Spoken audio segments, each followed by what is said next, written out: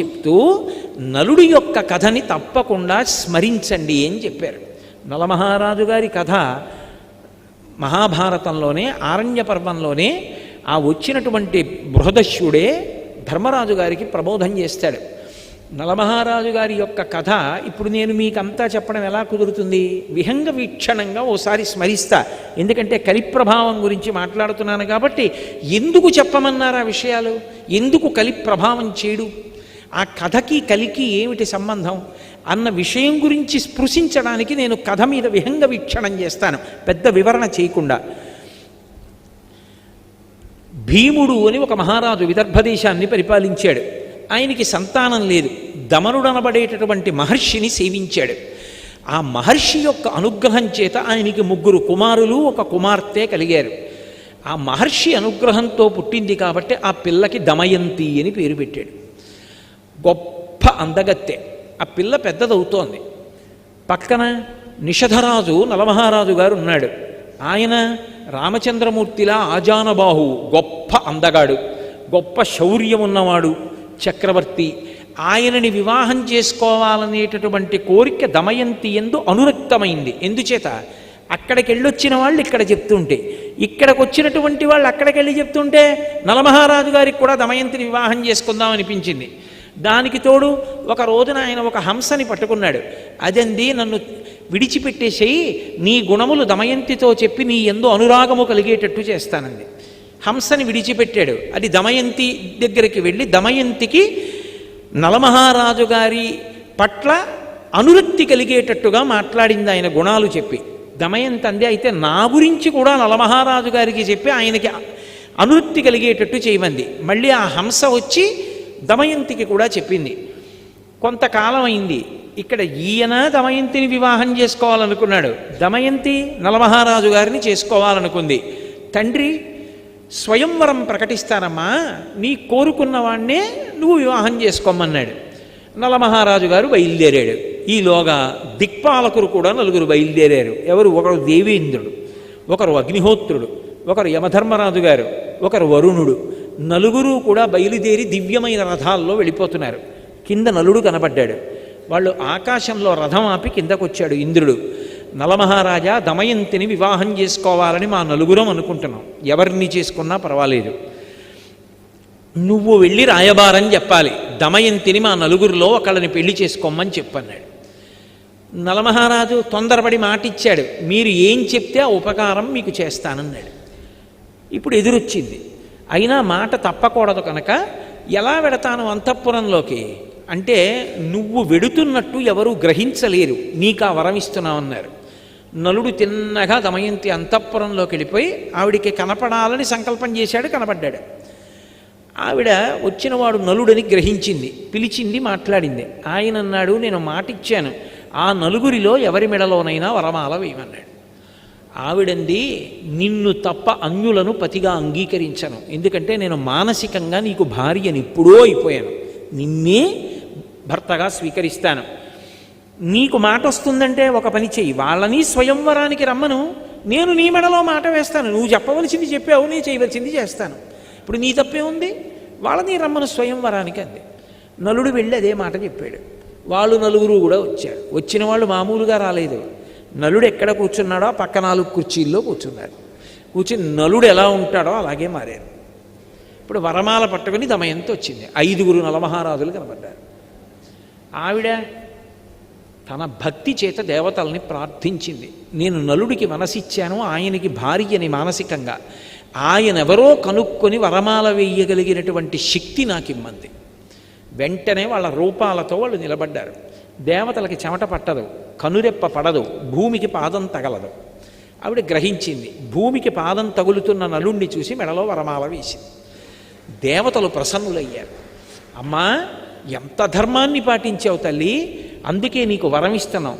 ఇంద్రుడు అన్నాడు, నువ్వు ఎక్కడ యజ్ఞం చేసినా నేను వస్తాను. అగ్నిహోత్రుడు అన్నాడు, నువ్వు సంకల్పం చేస్తే నేను వస్తాను.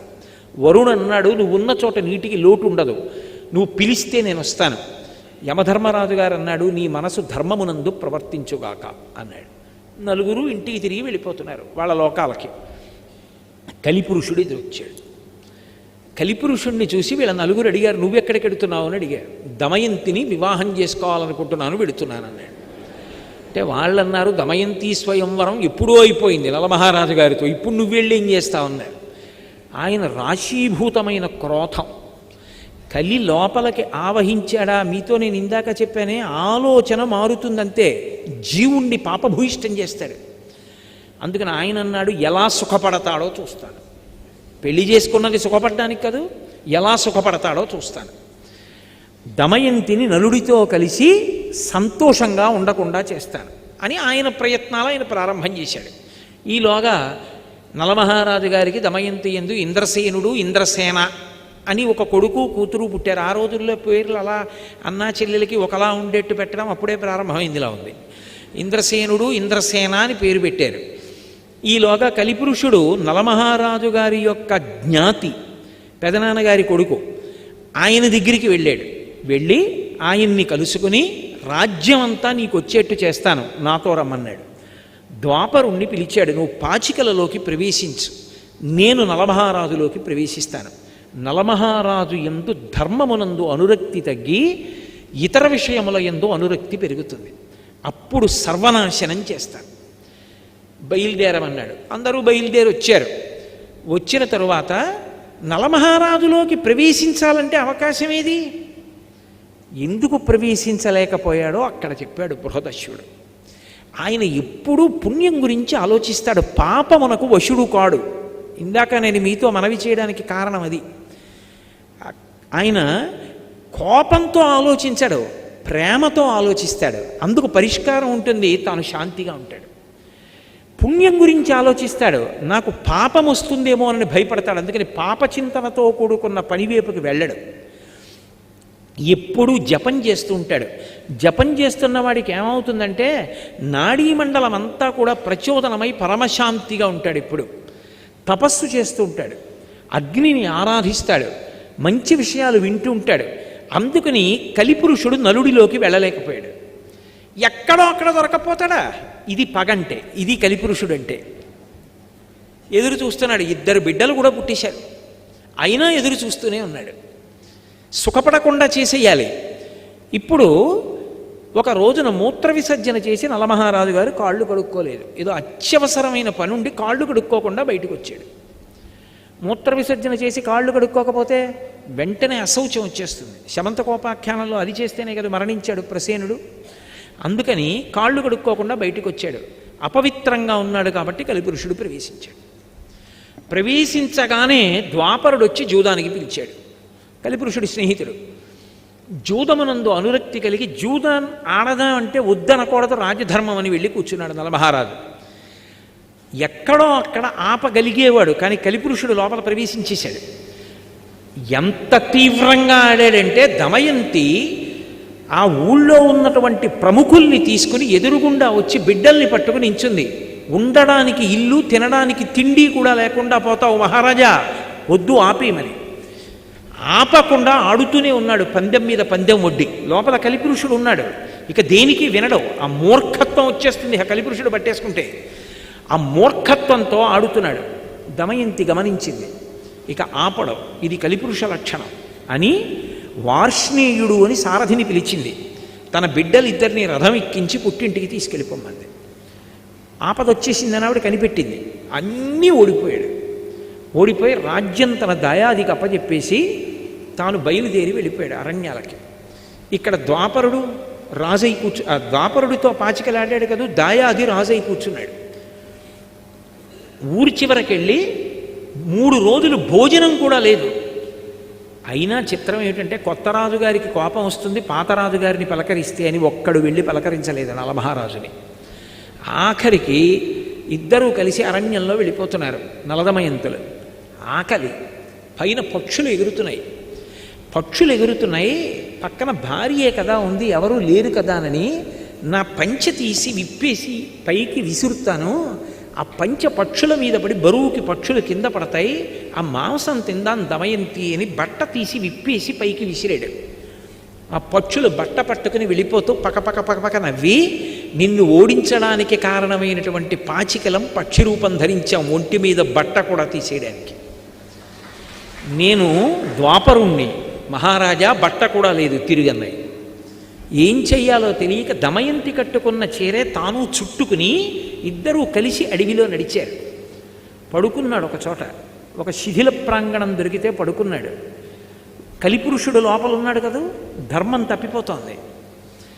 ఏం ఆలోచించాడంటే, ఇంత గొప్ప భార్య, ఈమె కష్టపడుతోంది నా వల్ల, ఈమెని వదిలిపెట్టేయాలనుకున్నాడు. నేను వదిలేస్తే సుఖపడుతుంది. వదిలిపెట్టి బయటికి వెళ్ళాడు. మళ్ళీ ధర్మం గుర్తొచ్చింది, భార్యని వదిలిపెట్టకూడదు. మళ్ళీ వచ్చాడు, కానీ లోపల కలి. ఆ కలి ప్రభావానికి ఏం చేశాడంటే చెయ్యకూడని పని చేసేసాడు. అంత పెద్ద అరణ్యంలో భార్య చీర కొంగు చింపేసి ఒంటికి కట్టుకొని వదిలిపెట్టి వెళ్ళిపోయాడు. పాపం దమయంతి ఉండిపోయింది.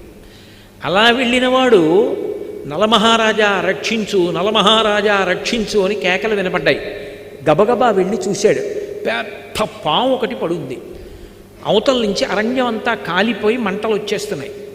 వచ్చేస్తుంటే పాము అంది, మంటల్లో తప్పించుకోలేను, నువ్వే నన్ను ఎలాగోలా తీసుకెళ్ళి ఏదైనా నది ఒడ్డున పడయి, ఒళ్ళు కాలిపోతోంది మహారాజా, నేను కర్కోటకుణ్ణి, మహాసర్పాన్ని, మునిశాపానికి ఇలా పడిపోయాను, ఇప్పుడు కదలలేనంది. చిన్న పాము అయిపోయింది. దాన్ని ఎత్తి పట్టుకుని నది ఒడ్డుకెళ్ళి దింపబోతున్నాడు. ఒక్క 10 అడుగులు ఈ మహారాజా అంది. 10వ అడుగు వేశాడు, ఠక్కున కరిచింది. అది కర్కోటక విషం. ఆ విషం వల్ల వెంటనే కాళ్ళు చేతులు కురసైపోయి పొట్టివాడైపోయి భయంకరమైన ఆకారాన్ని పొందేశాడు. కర్కోటకుడి వంక తిరిగి అన్నాడు, ఉపకారం చేసిన వాడికి నువ్వు చేసే ఉపకారం ఇదా అన్నాడు. మహారాజా, నేను అపకారం చేయలేదు, నలుడిగా ఎలా తిరుగుతావు ఇంత కష్టంతో, నిన్నిప్పుడెవ్వరూ గుర్తుపట్టరు. ఋతుపర్ణుడి యొక్క రాజ్యానికి వెళ్ళి నీకు అశ్వహృదయం తెలుసు కాబట్టి గుర్రాలు పెంచి పోషించు, వెళ్ళిపోమన్నాడు. కానీ ఒక వరం ఇస్తున్నాను, ఎప్పుడైనా నువ్వు తలుచుకుంటే దివ్య వస్త్రం వస్తుంది, అది కప్పుకుంటే నీలో ఉన్నటువంటి నా విషం తొలగిపోతుంది, నీకు యథారూపం వచ్చేస్తుంది, రాజ్యం కూడా పొందుతావు, బయలుదేరమన్నాడు. బాహుకుడు అని పేరు పెట్టుకొని నల్లగా పుట్టివాడై ఋతుపర్ణుడి యొక్క రాజ్యానికి వెళ్ళిపోయాడు. పాపం దమయంతి నిద్ర లేచింది, భర్త లేడు, ఒక్కత్తి కీకారుణ్యం, కాకులు కూడా దూరని అరణ్యం తిరుగుతోంది. ఇంతలో ఎట్నుంచో ఒక పెద్ద కొండచిలవ వచ్చి పట్టుకుంది ఆవిడ. ఇక కొండచిలవ ఆవిడ్ని గ్రసించబోతుండగా ఓ కిరాతుడు వచ్చి కొండచిలవని సంహరించి ఈవిడ్ని కాపాడాడు. స్నానం చేసి వచ్చి సేద తీరింది, ఆవిడికి పళ్ళు తేనె ఇచ్చాడు, తింది. అంతలో అతని యందు పుట్టకూడని కోరిక పుట్టింది. ఆమెని భార్యగా స్వీకరిస్తానని ఆమె యొక్క పొందు కోరాడు. వెంటనే ఆమె, నేను మహాపతివ్రతనైతే వీడు నిలువున దగ్ధమగుగాక అంది. ఆ కిరాతుడు మరణించాడు. ఆ తల్లి వెతుక్కుంటూ వెడుతుంటే వర్తక బృందం కనపడింది. అమ్మయ్య కనపడ్డారు కదా అని, మహాప్రభో నేను నలుడి భార్యని దమయంతిని, కష్టాల్లో ఉన్నాను, నలుడిని చూశారా అని అడిగింది. ఈ అరణ్యంలో పులులు చూసాం, సింహాలు చూసాం, నలుడిని చూడలేదమ్మా, ఇక్కడ ఒక్కదానివి ఆడదాని ఉండకూడదు, మాతో వచ్చేసే మేము చీది రాజ్యానికి వెడుతున్నాము అన్నారు. అక్కడ సుబాహుపురం అని ఉంది, అక్కడికి ఎడతామన్నారు. సరేనంది. వెడుతుంటే ఏనుగుల గుంపు వచ్చి అందరినీ చంపేసింది, వర్తకుల్ని. ఆవిడంది, విధి అంటే ఇంత విచిత్రంగా ఉంటుంది, చచ్చిపోవాలనుకున్న నన్ను ఏనుగులు వదిలేసాయి, నా అంత నేను చచ్చిపోకూడదు, ఆత్మహత్య దోషం, ఏనుగు చంపేస్తే గొడవ వదిలిపోను, నా జోలికి రాలేదు, బతుకుదాం అనుకున్న వాళ్ళని చంపేశాయి. ఎవరో ఒకరిద్దరు బ్రాహ్మణులు మిగిలేరు, వాళ్ళతో కలిసి సుబాహుపురం వెళ్ళింది. ఆ వీధిలో ఆకలితో ఏడుస్తూ నడుస్తోంది. కలి ప్రభావం, అన్ని కష్టాలు పడాలి. వస్తుంటే రాజమాత చూసింది పైనుంచి, ఎవరు చంద్రబింబల్లా ఉందా పిల్లని పిలిపించింది. ఏమమ్మా, నిన్ను చూస్తే రాచపుత్ర స్త్రీలా ఉన్నావు, ఇంత కష్టంలో ఉన్నావు, నా అంతఃపురంలో ఉండమంది. నిన్ను చూస్తే నాకు ఎందుకో మనసు స్పందిస్తోంది, ఏదో బంధుత్వం ఉందనిపిస్తోంది, నా దగ్గర ఉండండి. అమ్మా, నేను సైరింధ్రీ కార్యాలు చేయను, పరపురుషుల దగ్గరికి వెళ్ళను, ఇతర కాళ్ళు పట్టను, ఎంగిలి తినను, అలా అయితే ఉంటానంది. సరే ఉండమంది ఆవిడ. రాజమాత అంతఃపురంలో ఉంటోంది పాపం.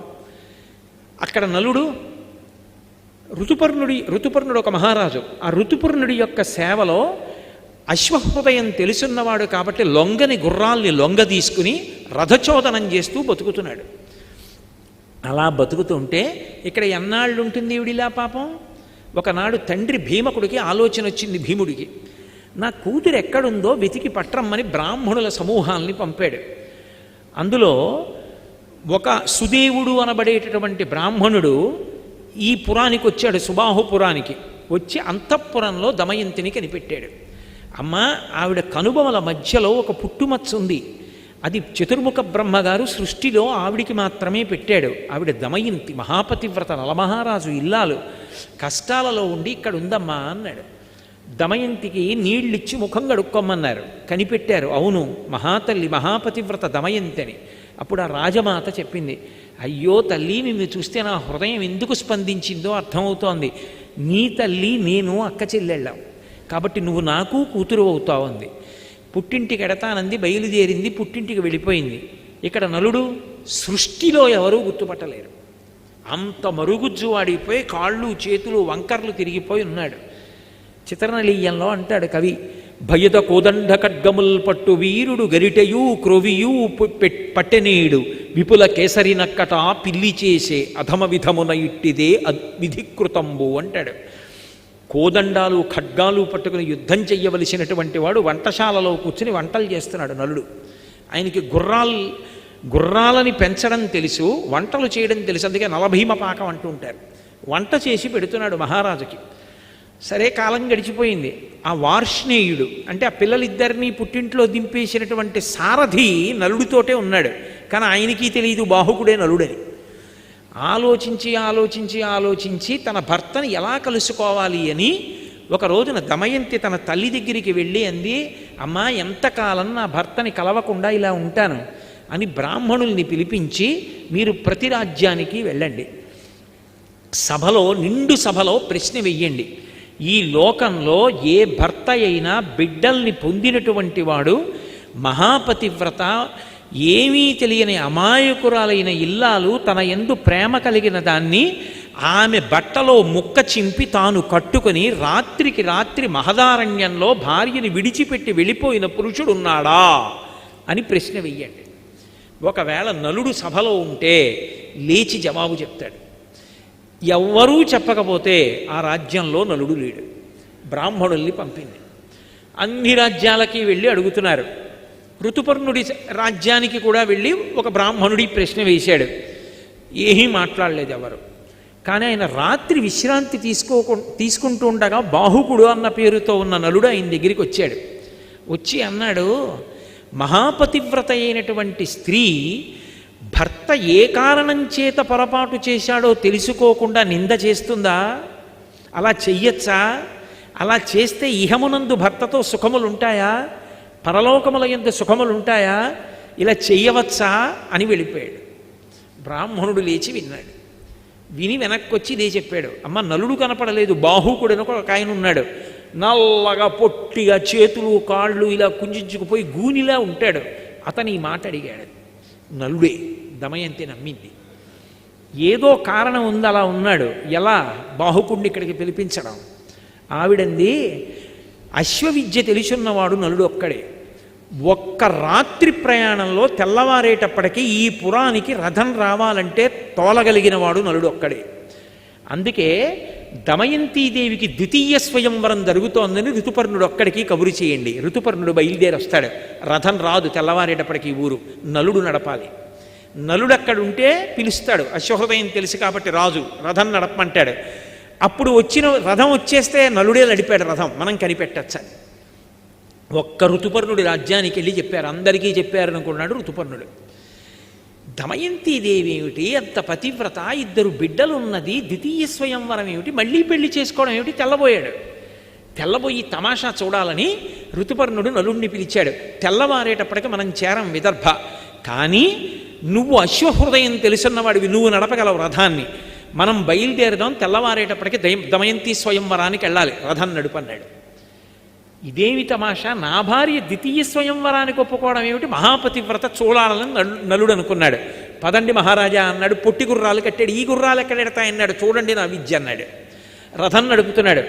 అబ్బో, ఎంత వర్ణించారో మహాభారతంలో. వెళ్ళిపోతుంటే ఆ ఋతుపర్ణుడు పైన వేసుకున్న ఉత్తరీయం కింద పడింది. కింద పడితే ఋతుపర్ణుడు అన్నాడు, బాహుకుడా రథాన్ని ఆపు, పక్కన ఉన్న వార్ష్ణీయుడు వెనక్కి వెళ్ళి నా ఉత్తరీయం పట్టుకొస్తాడు, కింద పడిందన్నాడు. నలుడు అన్నాడు, మహారాజా రథం ఎంత దూరం నడిచిందో తెలుసా? మళ్ళీ వెళ్ళి తిరిగి రావాలంటే ఓ 10 రోజులు పడుతుంది, అంత దూరం వెళ్ళిపోయింది. నడిచి వెళ్ళొస్తే అంత వేగంగా నడుపుతాడు నలుడు రథాన్ని, అలా నడుపుతాడు గుర్రాలని అలసట పొందకుండా. కొంత దూరం వెళ్ళిపోయిన తర్వాత తెల్లబోయాడు ఋతుపర్ణుడు. అబ్బా ఏమి శక్తిరా ఈ బాహుకుడిదని. బాహుకా నువ్వు గొప్పవాడు అనుకుంటున్నావు కదా, నాకు ఒక విద్యొచ్చు, ఏమిటో తెలుసా అన్నాడు. ఏమిటి మహారాజా? అక్షహృదయం తెలుసు నాకు. ఇదిగో పెద్ద రావి చెట్టు, ఇక్కడ ఒక చెట్టు కనపడుతోంది కదా, ఈ చెట్టుకి ఎన్ని కొమ్మలున్నాయో, ఎన్ని రెమ్మలున్నాయో, ఎన్ని ఆకులున్నాయో చెప్పనా అన్నాడు. చెప్పండి అన్నాడు. ఖచ్చితంగా ఇన్ని ఆకులున్నాయి, ఇన్ని కొమ్మలున్నాయి, ఇన్ని రెమ్మలున్నాయి అన్నాడు. నలుడికి అనుమానం వచ్చింది. రథం దిగి మహారాజా అలాగే కూర్చోండన చెట్టు పడగొట్టాడు. పడగొట్టి కొమ్మలు రెమ్మలు ఆకులు అన్నీ కోసి దొంతర్లు పెట్టి లెక్కెట్టారు. ఈలోగా స్వయంవరం ఇక్కడ ఆలస్యం అయిపోతుంది. నడపగలడు నలుడు, అది ఆయన శక్తి. అన్నీ లెక్క పెట్టాడు. లెక్క పెడితే ఖచ్చితంగా రాజు చెప్పినన్నే ఉన్నాయి. మహారాజా ఎలా చెప్పగలిగారని అడిగాడు. ఇదే కాదు, నేను ఏవైనా ఇలా చెప్పగలను, నాకు అక్షహృదయ విద్య తెలుసు. నీకు ఒక సంగతి తెలుసా? ఆ విద్య ఉపదేశం పొందిన వాడికి విజయమే తప్ప అపజయం ఉండదు. అంత గొప్ప విద్య. నువ్వు నన్ను మురిపించావు, తెల్లవారేటప్పటికీ రథాన్ని నడుపుతున్నావు, కాబట్టి నీకు అక్ష హృదయాన్ని ఉపదేశం చేస్తానని చెప్పి ఆ విద్యని ఉపదేశం చేశాడు. ఆ విద్య ఉపదేశం పొందితే లోపల విషం కానీ కలిపురుషుడు కానీ ఉండలేడిగా. ఆయన ఎప్పుడైతే ఆ విద్య ఉపదేశం పొందాడో నలుడు, కలిపురుషుడు బయటపడిపోయాడు. మహారాజా నిన్ను కష్టాలు పట్టిన వాడిని నేనే. ఒకప్పుడు స్వయంవరానికి వస్తుంటే స్వయంవరం అయిపోయిందని నీలో ప్రవేశించి పాచికలాడించి బాధపెట్టాను, నన్ను మన్నించన్నాడు. నలుడు కత్తి తీసి నిన్ను చంపేస్తానన్నాడు. అంటే నన్నెందుకు చంపుతావు? కర్కోటకుడు నిన్ను కరిచినప్పటి నుంచి చస్తూనే ఉన్నాను, లోపల విషం వేడికి కాలిపోతున్నాను, ఇన్నాళ్ళకి బయటపడి బతికాను, నన్ను వదిలిపెట్టేసాయి, ఇక నేను నీ జోలికి రాను, ప్రమాణం చేస్తున్నానన్నాడు. మరి ఎక్కడుంటావన్నాడు. ఇదిగో విభాతక వృక్షం అంటే తాండ్ర చెట్టు, దాన్ని ఆవహించి ఉంటానన్నాడు. అందుకే ఇప్పటికే ఎవరు తాండ్ర కర్ర కానీ తాండ్ర చెట్టు కిందకి వెళ్ళడం కానీ తాండ్ర చెట్టు ఎక్కడం కానీ చేయరు. కలిపురుషుడు ఆవహించి ఉంటాడు దాన్ని. నేను తాండ్ర చెట్టును ఆవహించాడు. మహారాజు వెళ్ళిపోయాడు స్వయంవరానికి. ఎవరు లేరు, ఈయన ఒక్కడు తప్ప. తెల్లబోయాడు, ఇదేమిటి స్వయంవరం అన్నారు, నన్ను ఒక్కడనే పిలిపించారని. బాహుకుడు కూర్చున్నాడు. కేశిని అని దమయంతి యొక్క చెలికెత్తే పిల్లలిద్దరినీ తీసుకెళ్ళింది. ఎంత మారు వేషంలో ఉంటే మాత్రం పిల్లల్ని చూస్తే తండ్రి హృదయం ఆగుతుందా? ఎత్తుకుని ఇద్దరినీ 2 తొడల మీద కూర్చోబెట్టుకుని ముద్దులాడి మురిపాలతో పొంగిపోయాడు. కేశిని గమనిస్తోంది.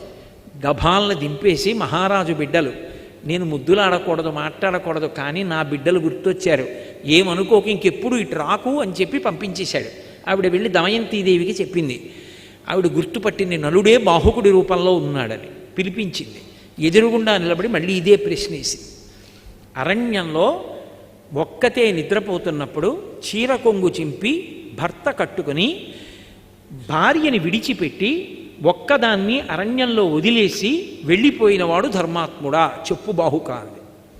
ఆయన అన్నాడు, అది ధర్మం కాదు, కానీ నా యందు కలిపురుషుడు ప్రవేశించాడు దమయంతి, అందుకని నేను ధర్మం తప్పి పొరపాటు చేశాను.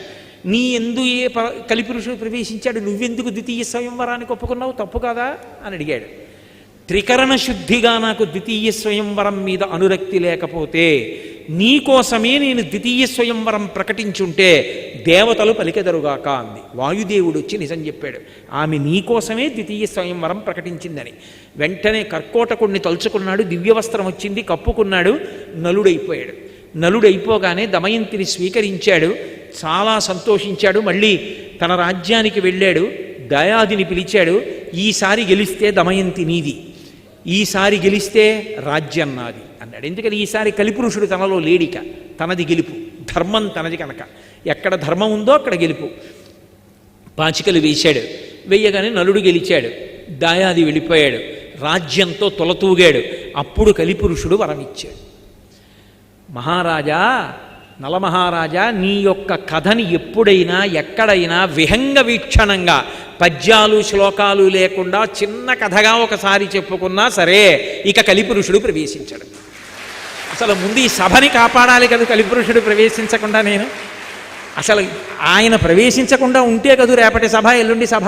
అందుకని నేను ఇవాళ ఈ కథ చెప్పవలసి వచ్చింది. అందుకని నలోపాఖ్యానాన్ని వినాలి, లేదా విహంగ వీక్షణంగా స్మరించాలి. ఇది కూడా చెయ్యలేకపోతే నేను ఒక వరం ఇస్తున్నాను లోకానికి. ఎప్పుడైనా సరే గుర్వినీది ప్రసిద్ధంబో కర్కోటకుని దమయంతిని పుణ్యమూర్తియగు నలుని రుజుచరిత్రుండగు ఋతుపర్ణుని కీర్తించిన కలిభయములు క్రాగునంత తప్పదు అధిపా అన్నాడు. ఓ మహారాజా, నేను వరమిస్తున్నాను. నలుడు, దమయంతి, కర్కోటకుడు, ఋతుపర్ణుడు, ఈ 4 పేర్లు ఒక్కసారి రోజు ఉచ్చరిస్తే పైకి కలిపురుషుడు ప్రవేశించాడు. కలిపురుషుడు ప్రవేశించకపోతే ఆలోచనలు దైవీపరంగా వెళ్ళిపోతాయి.